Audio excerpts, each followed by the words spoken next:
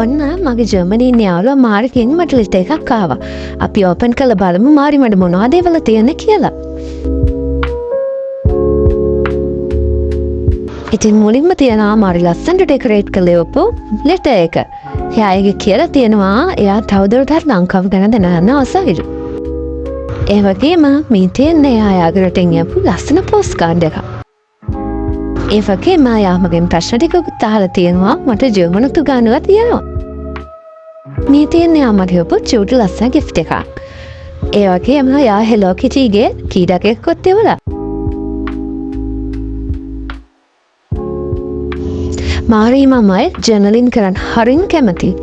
ඉතින් ඒක ඩෝනි වන්න ලස්සන ස්ටිකර්ස් ස්ටිකි නෝට්ස් වගේ ගොඩක් ඉවල මාරි මට එවලා. ඉතින් මමත් මාරිට ලස්සන ලිර එකක් යවනවා.